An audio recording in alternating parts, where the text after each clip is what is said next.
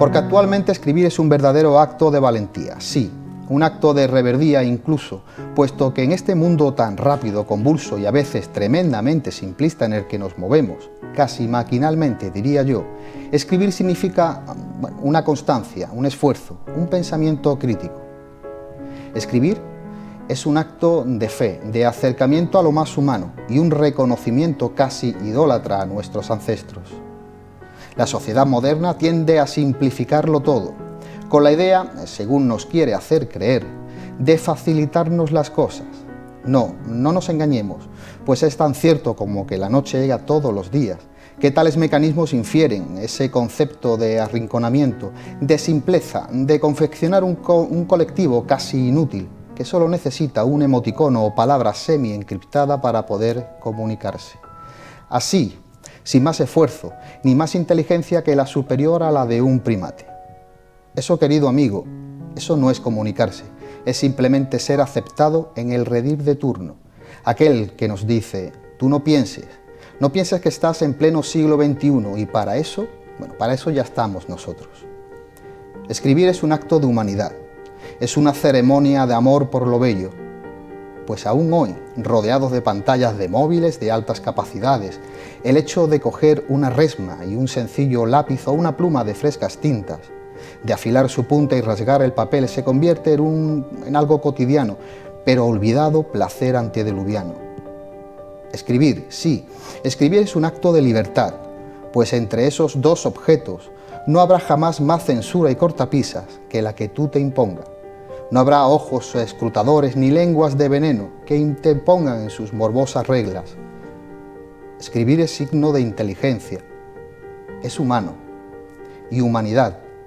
Es dejar constancia de lo más profundo de cada uno, de la risa, del amor, de las historias, de la vida.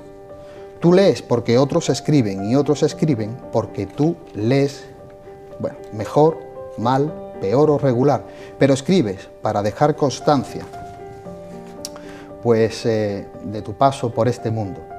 El día que tengamos un libro escrito con emoticonos, habremos perdido la batalla. Muy buenas noches a todos. Mi nombre, quien os habla, Rafael Montaño García. Sean bienvenidos a Café de Levante. Y hoy en nuestro programa volvemos a acercarnos al mundo de la literatura. Y para eso tenemos con nosotros a nuestro amigo Alberto Puyana, de Cádiz. Alberto, escritor, bienvenido a Sanlúcar y a este rinconcito de cultura de esta Baja Andalucía. Bien hallado. Muchas gracias por invitarme a tu programa. Oye, Alberto, el día que tengamos un libro con emoticonos y con dibujitos y jeroglíficos, ¿habremos perdido la batalla? Totalmente, totalmente. Yo creo que estamos viviendo también una época muy complicada en ese sentido y como tú bien decías en esa introducción que has hecho, escribir se está convirtiendo en un acto de valentía, ¿no? Y bueno, es cierto que hay que mantener la esperanza. Yo creo que más allá de mucha gente que pueda a lo mejor haber olvidado que la ficción literaria es el eslabón principal de la ficción que se ha consumido a lo largo de toda la historia de la humanidad, y ahora nos volcamos en plataformas de series y de películas. Sí que es cierto que yo quiero tener la esperanza de que hay una parte de esta juventud que vuelve a volcar los ojos en la literatura, bien de una manera, bien de otra, o fijándose en determinados géneros, pero por lo menos, como yo digo, por lo menos lee. Y en eso tenemos que confiar, en esas generaciones que tienen que venir. La verdad que, como decía en lo escrito, ¿no? Este mundo tan rápido y sobre todo tan digital, tan tecnológico que estamos viviendo, donde se busca ese estímulo rápido, ¿verdad? Sí. Parece que la literatura, coger un libro denso o no, parece algo que para muchos es como, tener que llegar al final de un libro para poder conocerlo, para poder sentir esa emoción cuando una pantalla te la da rápidamente, es lo que quizás hace alejar a muchas personas, ¿no? Sí, es complicado porque el enfrentarte a un libro, a un volumen que tenga ya 400, 500 páginas, ya al personal le echa un poco para atrás, ¿no? Muchas veces por lo que tú dices, porque estamos viviendo en una sociedad de la inmediatez. Claro. y necesitamos hacer algo que nos reporte un beneficio, en este caso intelectual, y que sea inmediato. En un corto plazo de tiempo. No nos vale un libro que a lo mejor no voy a empezar a disfrutar hasta la página 80. De hecho, se dan casos de muchos lectores que cuando llegan a la página 50 y todavía no han saboreado convenientemente la obra, pues deciden dejarla y pasar a otro, ¿no?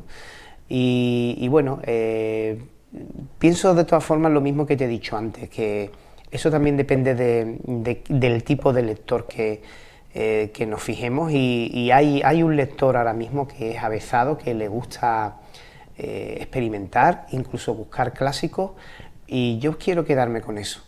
Sí que es verdad que esas nuevas tecnologías y esa nueva difusión de la ficción, como te decía antes, seguramente está perjudicando a la literatura y no nos estamos dando cuenta. Claro, y además si te das cuenta, Alberto, cuando ves algún tipo de serie en alguna plataforma digital, el primer capítulo, los primeros 10 minutos de la serie ya es tremendamente impactante. Claro, necesitan engancharte desde Totalmente, el principio. ¿verdad? No es como esas películas de cine clásico donde se iban desarrollando poco a poco, y que al principio tenía un desarrollo que podía ser lento, pero tú ibas siguiendo, ¿no? Como iba haciendo el proceso, ¿no? Ahora es todo boom, es como un golpe. Sí, y incluso se da el caso totalmente contrario, es decir, autores que escriben como si estuvieran escribiendo una serie o una película. Claro. De forma que te intente impactar desde las primeras páginas. ¿No? Hay algunos autores en concreto que han patentado esa manera de escribir y están teniendo bastante éxito. ¿Por qué? Pues porque el lector de ahora busca esa sensación, busca ese estímulo inmediato que le da, por ejemplo, las plataformas de series y de películas. Claro. Oye, Alberto, una pasión evidentemente para ti es la literatura, es escribir, publicar. Cuéntanos un poco cómo llega a tu vida esa necesidad, ¿no?, de acercarte al mundo de la literatura, de los libros y volcar todo tu tiempo en la escritura.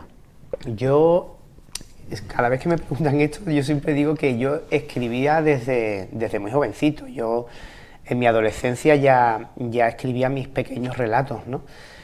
Sí que es verdad que es algo que he mantenido como algo íntimo, como una especie de hobby, igual que hay gente que, bueno, que le gusta practicar manualidades, pues yo practicaba lo que era la escritura y sobre todo la lectura. La lectura para mí era muy importante, ¿no? Algo que me inculcó, por cierto, mi hermano. Mi hermano fue el que me metió por la literatura y el que me metió ese gusanillo, ¿no? A raíz de la lectura descubrí esa escritura. Pero claro, estamos hablando de mi adolescencia, no fue hasta ya en mi edad adulta cuando yo entendí que la escritura te podía servir también para otro tipo de temas, como válvula de escape en determinados momentos, ¿no?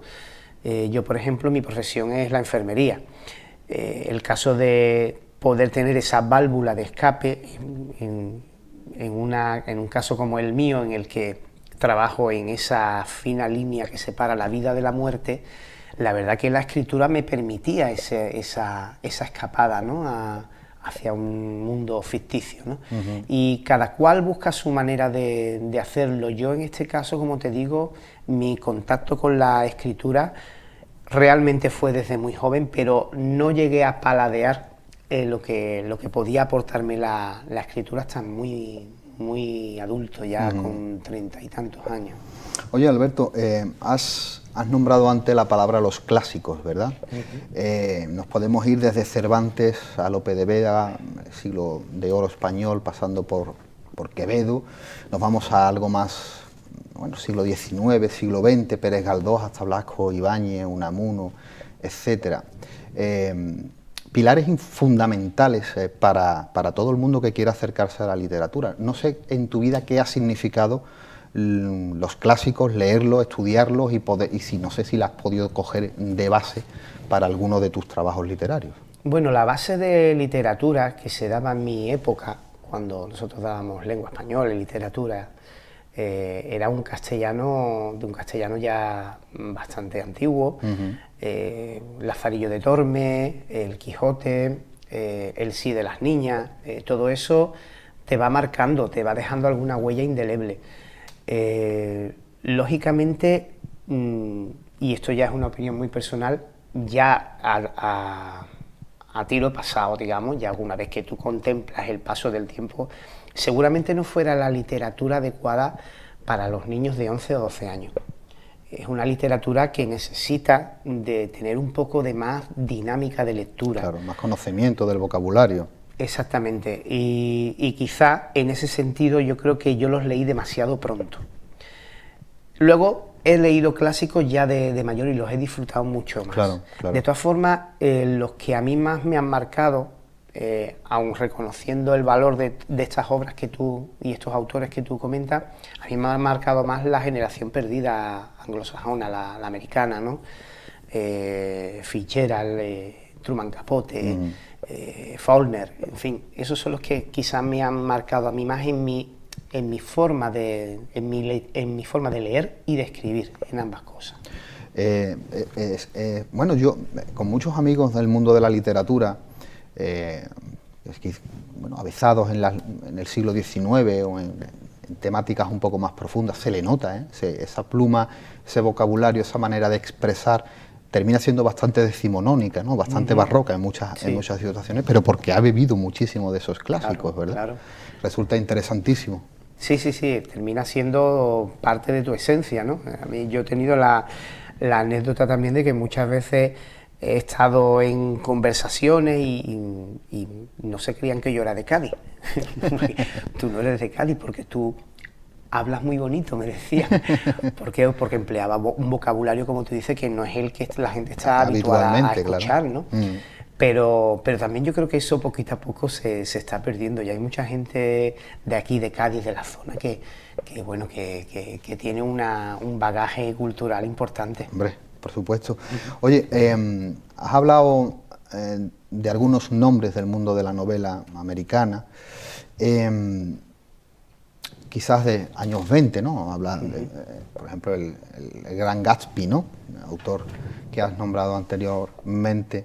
Y yo te preguntaría si tú notas esa diferencia de esa manera de escribir de los años 20, años 30, años 50, esa generación más olvidada, como nos habías decidido, con la literatura actual que se está haciendo hoy día. Sí, es una diferencia inmensa. Inmensa por lo que te comentaba antes, porque ahora se busca esa inmediatez, ¿no? Yo, por ejemplo, releí hace poco Adiós a las armas de Hemingway y yo sigo alucinando con las descripciones de los parajes que te hace de guerra, digamos, que son a lo largo de muchísimas páginas, pero que son unas descripciones perfectas que te meten directamente en la historia, no te resultan aburridas. Y, hombre, posiblemente eso se está perdiendo, porque el autor actual necesita captar la atención del lector y a lo mejor teme que si se enreda en descripciones... Colorea mucho el ambiente, claro. Claro, que igual puede que pierda la atención del lector. Claro, pero en verdad esos grandes escritores, porque a mí me viene a la memoria los episodios nacionales de don Benito Pérez Galdós, donde sus descripciones son deliciosas, ¿no? O sea, el poder describir un simple candil colgado en una pared llena de esconchones se transforma en una verdadera joya literaria, ¿no? Hay un pasaje en el capítulo creo que de Gerona o de Zaragoza, sobre la guerra de la independencia, no sé si en el capítulo de Gerona o de Zaragoza, que habla sobre las ratas, ¿no?, que habían en una habitación y cómo trajinaban Yo lo he releído muchas veces porque es de una belleza exquisita y estás hablando simplemente de ratas que recorren una casa. Sí. O sea, que para eso hay que tener un don especial para poder transmitir algo tan simple y tan cotidiano o tan poco usual como unos roedores corriendo por una casa. Eso que se pierda es un poco doloroso, es un riesgo importante que está teniendo la literatura actual. Hay de todas formas autores muy descriptivos en la actualidad y bueno, sí que es verdad que esa tendencia, esa moda nueva hace que podamos perder la esencia de la descripción, ¿no? Saborearlo, ¿verdad? Sí, siempre es curioso, pero siempre se ha criticado pues, desde algunos sectores la sobreadjetivación. Y yo pienso que la sobreadjetivación bien hecha es deliciosa. Es deliciosa, yo también estoy de acuerdo contigo. Y bueno, en este caso pues es verdad que hay determinados autores que están simplificando demasiado el lenguaje, pero yo creo que también es, como te digo, es una moda.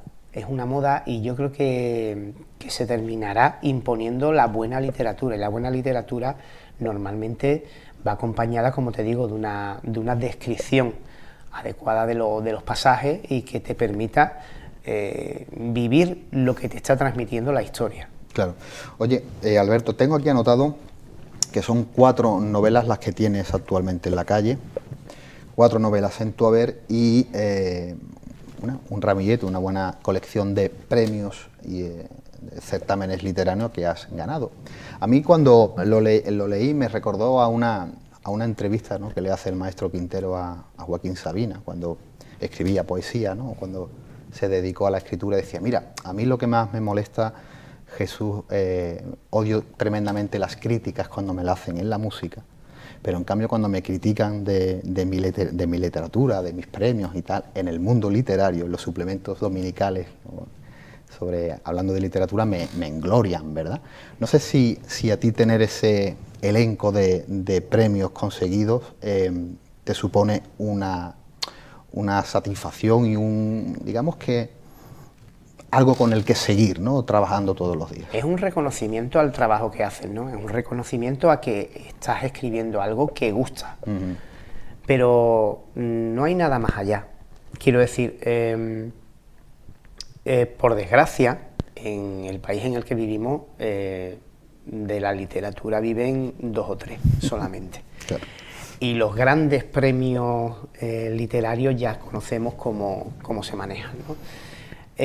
Los certámenes en los que yo he participado y he tenido la fortuna de ganar, bueno, son certámenes de menos categoría que estos que todos estamos imaginando, y por tanto pues tampoco tiene las largas manos de las editoriales detrás de ello, y te llena de satisfacción saber que 3 o 4 personas anónimas que pertenecen a un jurado han decidido que tu relato era el mejor, por ejemplo, ¿no?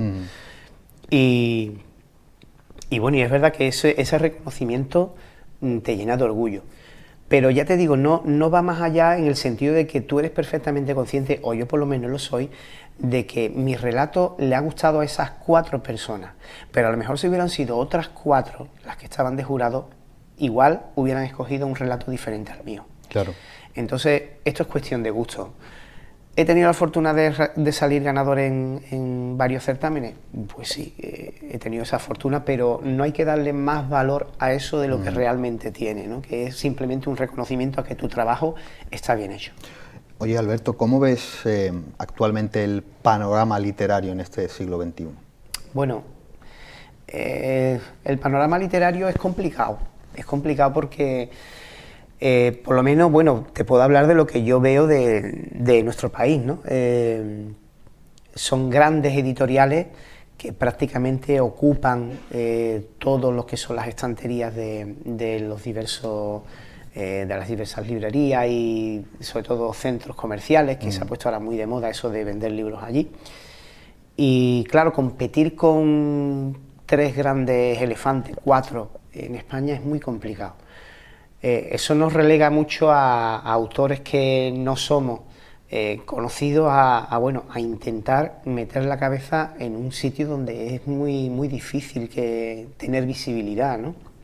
Yo he tenido la fortuna de dar con Kaizen Editores, que es una editorial, tú los conoces, de la tierra, y que ha apostado por mí y por otros autores, y que no se achica, no tiene miedo a meterse en promociones y en mover el libro de un lado para otro. Mi experiencia con otras editoriales, por ejemplo, no es la misma. Claro. Yo he tenido editoriales que se han limitado a plantearme una presentación y a partir de ahí búscate la vida, ¿no? Claro. Ellos no, ellos están pendientes, buscan la manera de que tú tengas esa visibilidad.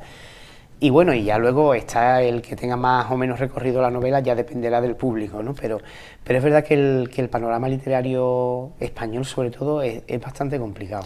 Es complicado, está copado, como has dicho, por grandes editoriales, ¿no? Por 3, 4 grandes editoriales que digamos que copan todo el mercado, pero sí es verdad que de un tiempo hacia aquí han salido pequeñas editoriales de más consumo interno, y eso le ha dado la posibilidad a mucha gente que tienen talento para la narrativa, para la poesía, para la literatura, para la historia, la investigación, para poder sacar sus trabajos adelante, además sin más fin de tener su libro publicado, ¿no? Decir, oye, he estado 5 años haciendo una investigación, haciendo un trabajo de historia, y por fin puedo tenerlo publicado y que no quede relegado a un cajón o a un triste blog que pueda perderse, ¿no?, con el tiempo. Eso también es bastante importante y ha acercado a mucha gente también a ponerse a escribir. Sí, porque hay gente que tiene esa inquietud, ¿no?, de mostrar lo que tenga, podemos llamarlo talento, por decirlo de alguna manera, pero que sí necesitan mostrar esa idea que ha tenido, ¿no? Y es verdad que bueno, que existen también varias editoriales que han apostado por gente desconocida, ¿no? Y algunos que están haciendo una labor encomiable en ese sentido, ¿no? Pero como te digo, es muy difícil pelear en una guerra donde no se tienen las mismas armas, sobre todo a nivel promocional. Yo cuando veo a estos grandes escritores, no sé, Pérez Reverte, que ha sacado su última novela ahora, es verdad que es un gran escritor que vende miles y miles de libros, pero claro, está en ese punto de mira, ¿no? Todo el mundo está esperando qué es lo que tú vas a escribir, y alguien puede tener una pluma muy bonita, pero no siempre tiene la chispa, ¿verdad? No siempre tiene la idea. Es algo que requiere un esfuerzo, un trabajo diario, y cuando hay muchos ojos encima tuya también tiene que ser una presión importante. Debe de serlo, y yo personalmente no sería capaz de sacar una novela al año, eso lo tengo clarísimo. Claro.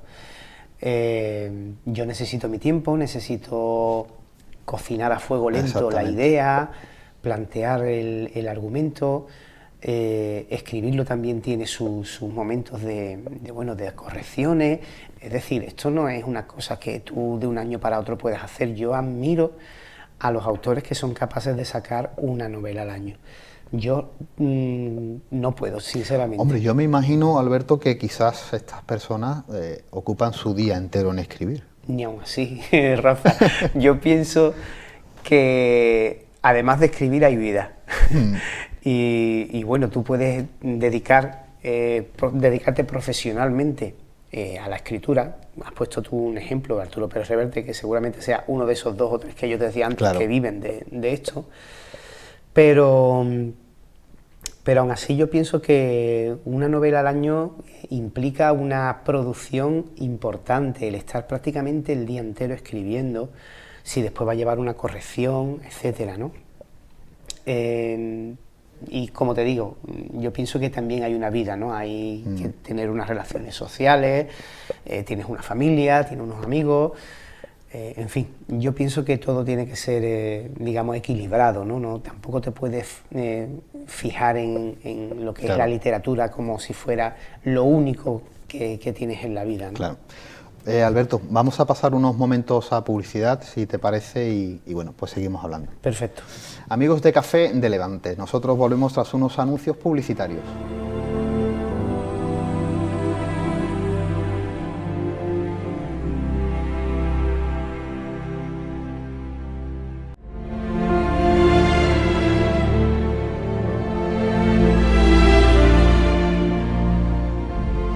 Amigos de Café de Levante, amigos de Costa Noroeste Televisión, seguimos hablando con Alberto Puyana, hablando de literatura, hablando de libros. Alberto, ¿me vas a permitir que te lea una pequeña estrofita que venía publicada en La Voz del Sur, hablando en una entrevista que te hicieron, y que decía, en este caso sobre tu mundo, por supuesto, tu mundo literario? Dice: toca casi todos los palos, casi, porque la poesía es algo muy serio para un tipo divertido como él.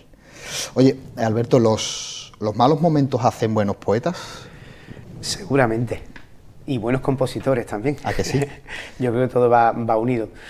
Yo el mundo de la poesía es un mundo que me fascina, que lo adoro. He leído mucha poesía, pero precisamente porque lo he leído y porque sé lo difícil que resulta hacer poesía, precisamente por eso me da mucho respeto ese mundo. He escrito poesía, pero intento que quede un poco así, digamos, a título más personal. Exactamente, ¿no? En un capítulo más personal, porque no... yo pienso que para hacer poesía hay que ser buen poeta, como tú dices, tener un bagaje emocional importante.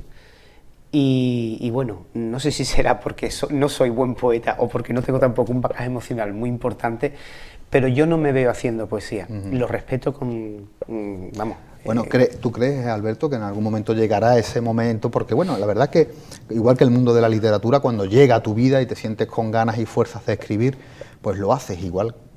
Sí, es la posible. Poesía puede ser alguna vez que llame a tu puerta y te diga, hola, ¿qué tal? Es posible que llegue ese momento, que ya yo me encuentre claro. Con menos miedo, por decirlo de alguna manera, a hacer poesía, ¿no? Pero sí, no es una puerta tampoco que me cierre.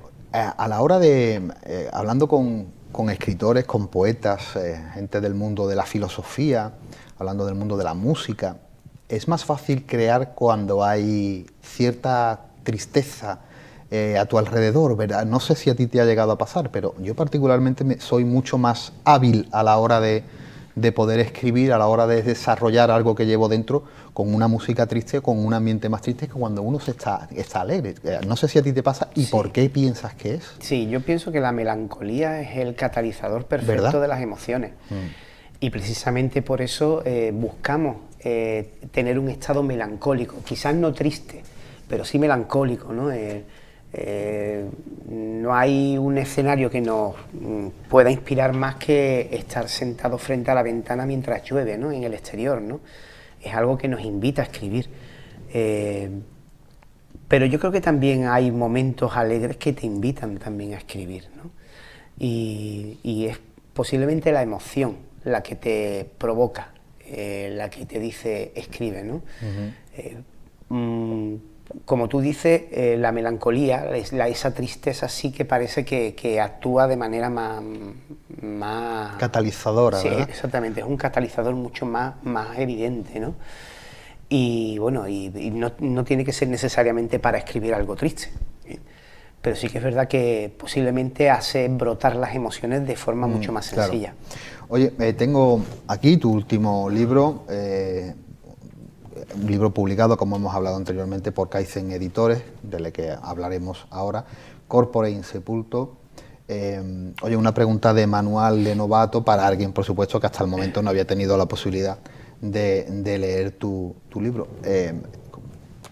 ¿Cómo nace este proyecto y por qué tienes Cádiz como pilar, como matriz de la novela? Bueno, yo había empezado a escribir esta novela allá por 2018-2019 y tenía claro que quería hacer una novela negra y que estuviera ambientada en Cádiz porque yo creo que nos empeñamos en ambientar la novela negra en grandes ciudades, ¿no? En Madrid, Barcelona, Bilbao, Valencia. Parece que es imposible hacer novela negra en otro sitio, ¿no? Y en Cádiz se daban circunstancias para hacer novela negra, circunstancias socioeconómicas importantes, ¿no?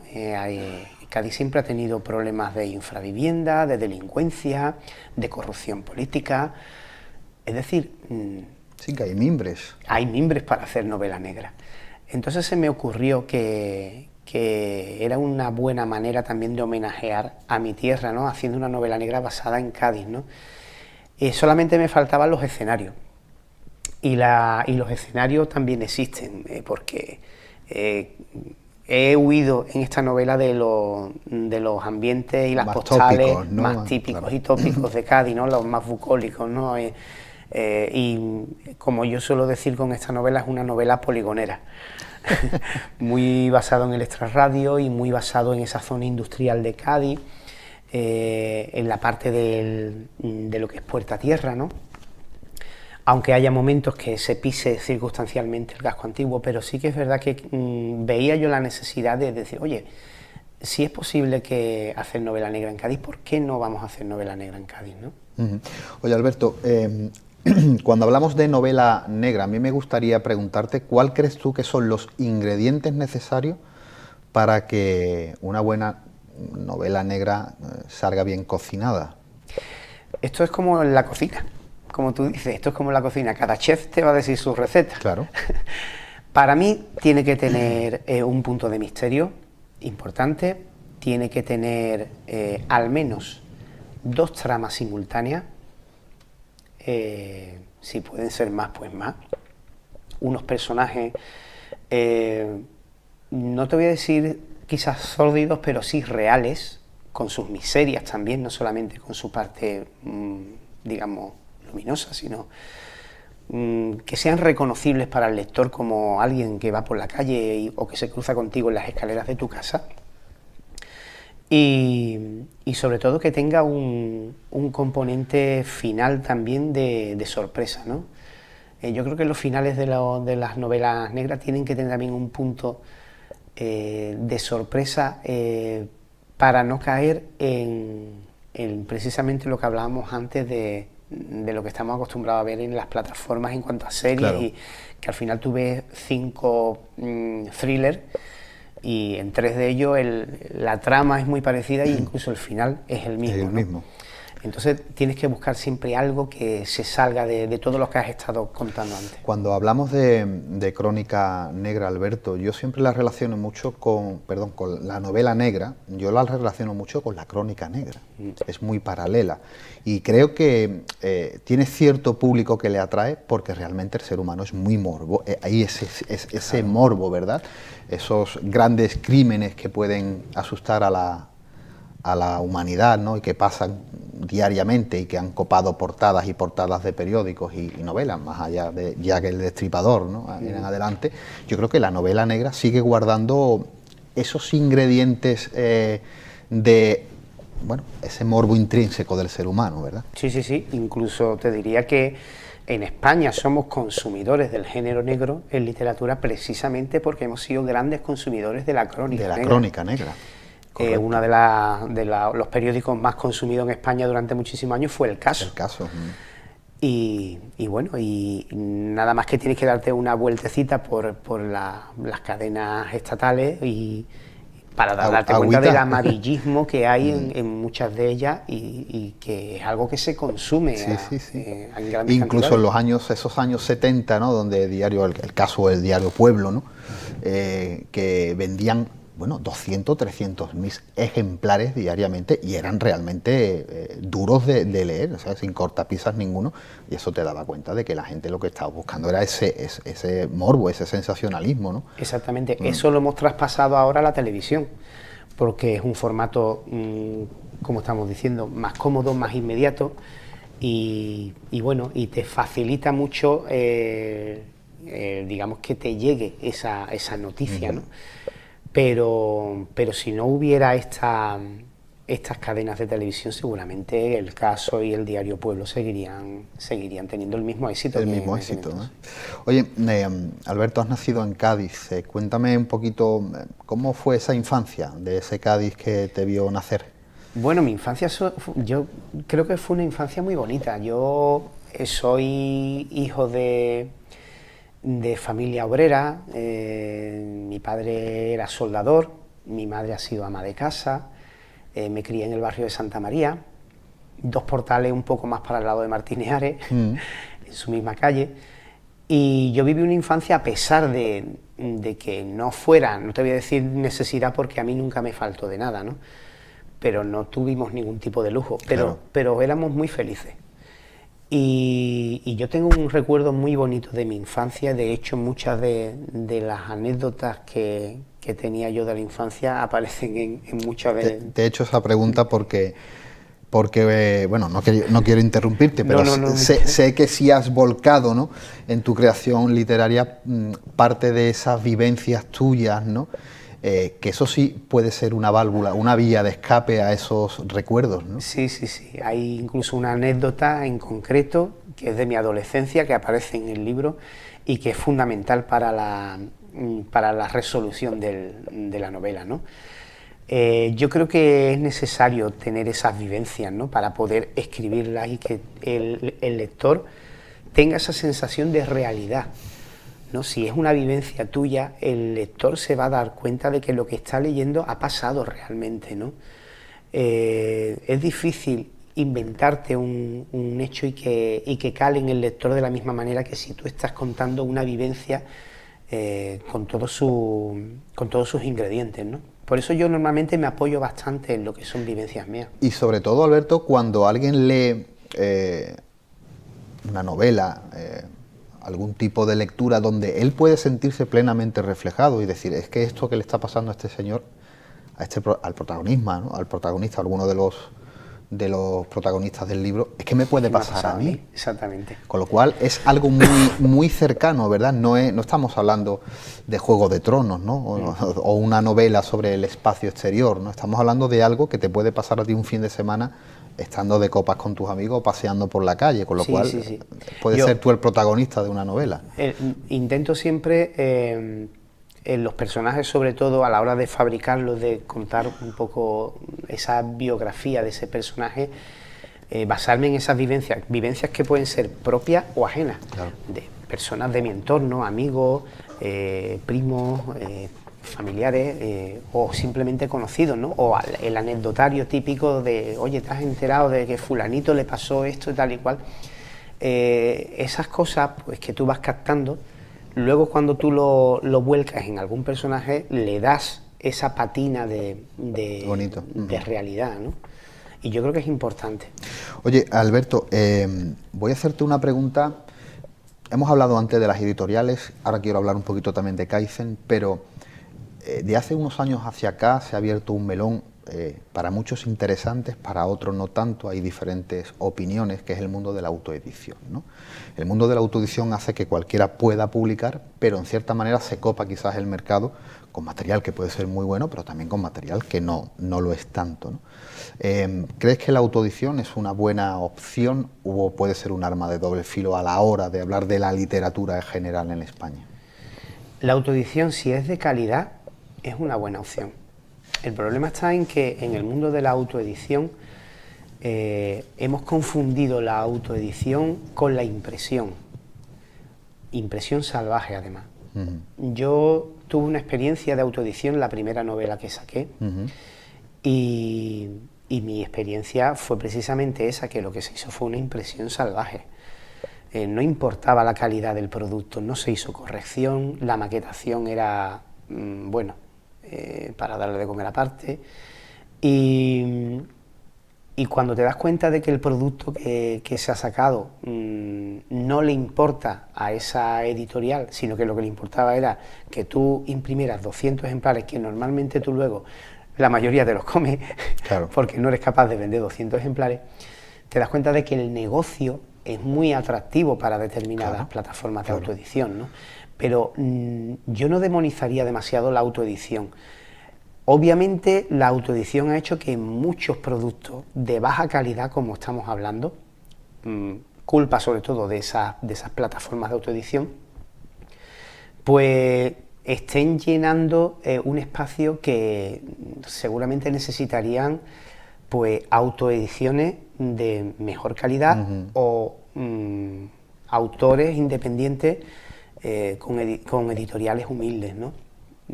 Pero claro, ¿quién le pone el cascabel al gato? Sí, ¿quién le pone puertas al campo, verdad? Tú no puedes evitar que la gente quiera, porque la ilusión, sacar un libro para contar su vida, en fin, todos tenemos que tener derecho a por eso. Supuesto. Pero claro, yo en ese sentido sí que, si alguien estuviera interesado en hacer una autoedición, intentaría buscar a alguien que de verdad cuide tu producto, ¿no? Que se preocupe de hacer una corrección. Y que sea realmente real contigo. Digo, oye, mira, lo que has escrito no tiene una calidad para poder hacer una buena presentación y que el libro tenga un recorrido. Exactamente, exactamente. Oye, ¿cómo ha sido? Antes nos diste unas pinceladas, pero trabajar con Kaizen, cómo llegan, cómo ha sido funcionar con ellos y si estás contento, por supuesto, con el resultado final. Bueno, el resultado final tú lo puedes ver, lo tienes en tus manos, la edición tiene una calidad extraordinaria. A mí me parece que Kaizen trabaja con muy buenos elementos. físicamente y también en cuanto a los profesionales en los que se apoyan, ¿no? La correctora ha hecho un trabajo extraordinario, el que hizo la cubierta, el ilustrador también creo que hizo un trabajo muy bueno. Y yo a Káiser lo conozco a través de precisamente de un certamen literario que organizaron ellos. Sí, uno que hicieron en Cádiz, ¿no?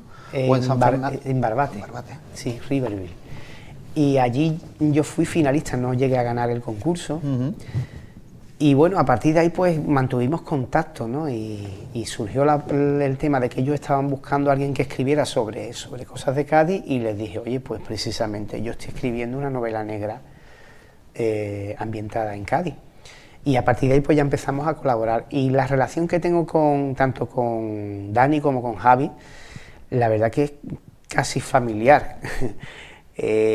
Son dos personas que se preocupan mucho de que tú te sientas cómodo en todo momento, de que no sientas que no tienes el control de tu obra, a pesar de que los editores son ellos. Y aparte te proporcionan unos estándares de calidad que, como te digo, ahora mismo es muy difícil encontrar, incluso en editoriales digamos, de copete. Claro. Que hay determinadas editoriales que tú ves la calidad del papel o la calidad de la cubierta y no es tampoco tan buena como pudiera parecer. Sin embargo, ellos sí se preocupan mucho de que el producto, tanto por dentro como sobre todo lo que lo envuelve, ¿no? Ese envoltorio del producto sea también bueno, de calidad. Oye, Alberto, eres profesional, en este caso de la enfermería, trabajas como enfermero. ¿Por qué decides volcar tu vida laboralmente hacia el mundo sanitario, hacia el mundo de la enfermería? Bueno, tenía claro que me gustaba ayudar a la gente, ¿no? Yo quería estudiar algo que pudiera servir de ayuda, y el tema de los cuidados de enfermería me atrajo desde un primer momento. Yo sabía que tenía que estudiar algo de las ramas sanitarias. No tenía muy claro si me iba a decantar por la medicina, la enfermería, la fisioterapia. En un principio no lo tenía muy claro, pero cuando ya empecé a conocer de lo que se trataba la enfermería, fue una profesión que terminó por enamorarme, ¿no? Y yo vivo enamorado de mi profesión. Qué bonito, eso es. Lo cual también, lujo. Pues exactamente, es un lujo que no te puede decir todo el mundo. Oye, Alberto, yo siempre he dicho que hay profesiones que para el mundo del escritor son verdaderas joyas, ¿no? El que es un policía y está en la calle, ¿no? Un inspector de policía, un criminólogo. Fíjate, ser criminólogo y escribir novela negra. Pero para el mundo de la literatura, lo que puedes vivir en un hospital te podría dar para una novela todos los años. Pues sí, sí. ¿Es verdad? Ya no solamente en cuanto a lo que son incidencias, ¿no? Claro. Pero sobre todo lo que son las cuestiones emocionales, ¿no? Las vivencias emocionales. Esas historias, esos dramas que tú vives en un hospital, no solamente con el enfermo, porque el enfermo tiene su propio drama, lógicamente, ¿no? A veces el drama de la familia del enfermo es todavía superior al del propio enfermo, ¿no? El enfermo llega a un punto en determinadas enfermedades ya en estadio avanzado, ¿no? Que ha asimilado su final, ¿no?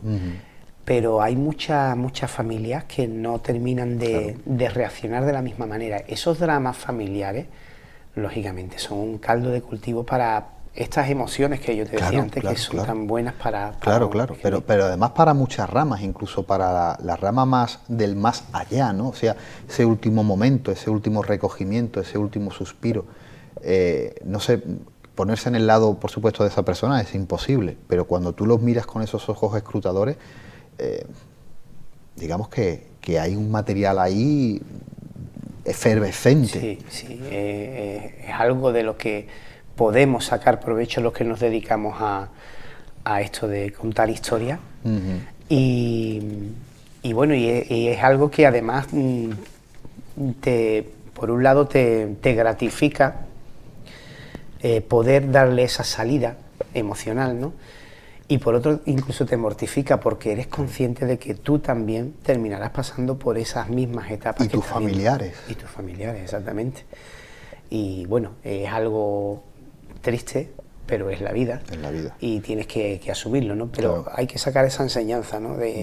Tenemos que intentar volcar esas emociones de alguna manera. En este caso, a través de un libro, es una manera perfecta de hacerlo. Alberto, hay otros libros, aparte de este último que hemos hablado.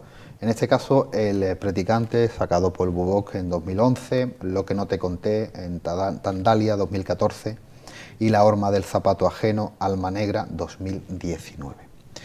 De estas novelas, cuéntame un poquito cómo ha sido ese retorno, ¿no? Ese retorno que has recibido después de publicarlas.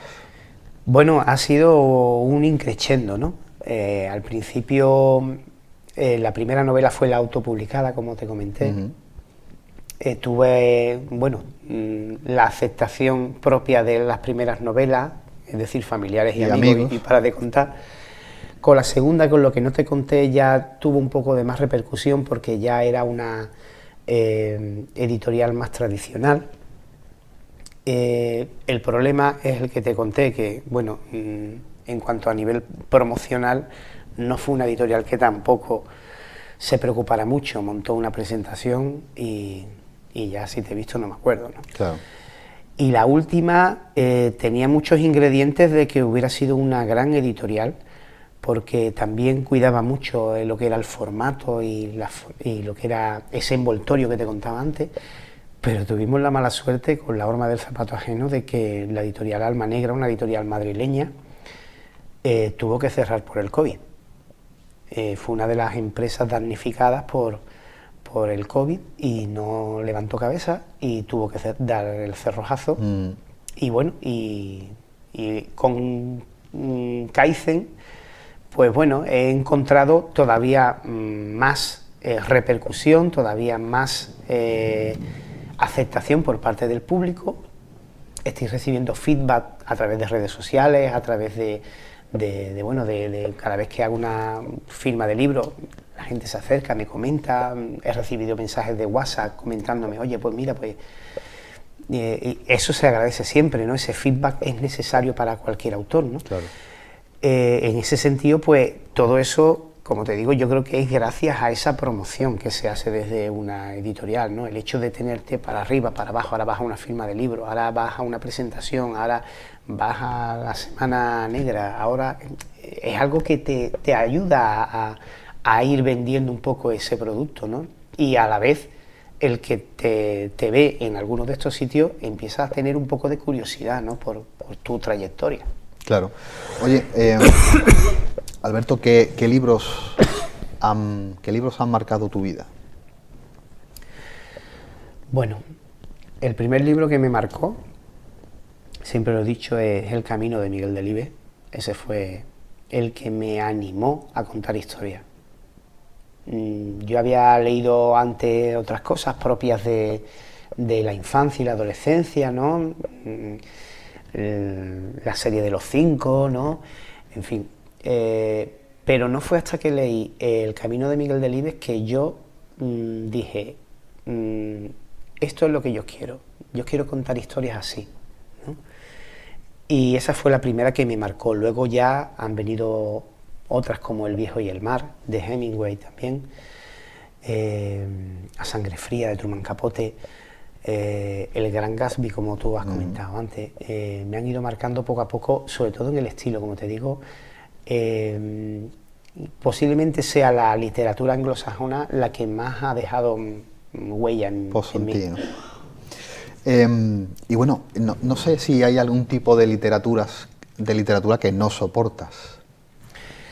Bueno, yo no diría que no soporte, porque yo creo que todo tiene su público y todo tiene su momento, ¿no?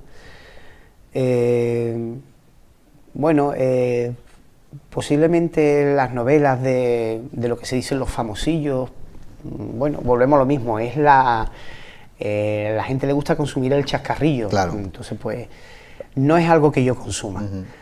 Tampoco soy consumidor de la novela romántica. Respeto muchísimo a los autores y a los lectores de novelas románticas, pero no es algo que a mí me interese, ¿no? Pero a partir de ahí, todo lo que cae en mis manos es susceptible de que yo lo lea. Oye, Alberto, vivimos, como dijimos en la primera parte del programa, en un siglo evidentemente tecnológico, y ahora con la inteligencia artificial que parece que va a revolucionar todo lo vivido y lo que nos queda por vivir. Las redes sociales es una buena, bien usada para ti, es una buena lanzadera, una buena rampa para la promoción y divulgación de la historia, de la investigación, de la literatura, de la novela. Como te decía antes, bien utilizado es una herramienta perfecta. Te permite llegar a mucha gente, te permite cruzar fronteras, te permite también esa inmediatez que hablábamos antes, ¿no? Que la gente pueda consumir inmediatamente lo que tú le estás ofreciendo, pero tiene que ser bien utilizado. Si tú eres, me vas a entender, voy a emplear un término un poquito, si eres muy coñazo en determinadas cosas, eres demasiado pesado, etiquetas a todo el mundo. Sí, terminas por agobiar a la gente, ¿no? Entonces tienes que ser consciente de que tienes que darle respiro a la gente, anunciarte, promocionarte lógicamente, pero dejando también que haya cierto respiro. Claro. Oye, has sido también, Alberto, columnista de diarios. Sí. Yo te digo una cosa, para mí, yo que soy un gran amante de la prensa escrita, además soy coleccionista de esa prensa decimonónica, encuadernada, que me parece genial, ¿no?, a la hora de bucear, ¿no?, por los entresijos de la crónica negra y de la política y de la sociedad del momento. ¿Sigue guardando un romanticismo para ti el poder escribir en papel, en prensa diaria? Sí, además te permite ponerte en contacto con la realidad que estamos viviendo, ¿no? El problema es que también tiene que tener su dedicación. No basta con escribir así de buenas a primeras lo primero que se te ocurra, ¿no? Tienes que contar algo en un número limitado de palabras que sea atractivo también para el lector, pero claro, yo hubiera seguido escribiendo columnas. Lo que pasa es que ya mis circunstancias personales y profesionales no me permitían dedicarle el tiempo que yo necesito para hacer una columna semanal como hacía yo en aquel entonces, ¿no? Y hablé con el director, con Paco Sánchez Mújica de La Voz del Sur, y le comenté que con todo el dolor de mi corazón, pero no quería tampoco escribir lo primero que se me ocurriera por cumplir el expediente. Claro. Quería escribir algo que fuera bueno. Y él lo entendió perfectamente, incluso me dejó las puertas abiertas y me dijo que cuando quisiera en algún momento pues podía retomarlo, ¿no? Alberto, ya para terminar, cuéntanos un poquito qué nuevos proyectos tienes en mente. Bueno, ya estamos embarcados en la siguiente novela. Esto es empezar a escribir una y ya no parar. Sí, esto ya es un vicio. Estamos embarcados en la siguiente novela, que va a tener personajes que aparecen en Corpore Insepulto. No me gusta hablar de continuación, de trilogías, de sagas ni cosas así, pero sí que los personajes principales van a aparecer. Y bueno, y el género negro creo que ha abierto también un poquito mi creatividad en lo que es la literatura que yo hago ahora mismo, y voy a estar volcado en este proyecto. Además de este, hay algunos más que no están todavía empezados, están en fase de maquinación y que no tienen que ver con Corpore Insepulto y sus personajes, pero no, esto no para nunca. Oye, Alberto, ha sido un verdadero placer tenerte en Café de Levante y que nos contaras todas tus idas y venidas en el mundo de la literatura. El placer ha sido mío, Rafa. Pues muchas gracias. Amigos de Café de Levante, nosotros volvemos para la semana que viene con nuevos invitados, nuevos temas sobre nuestra mesa. Por mi parte, desearos a todos muy buenas noches y un saludo de este que os habla, un tal Montaño.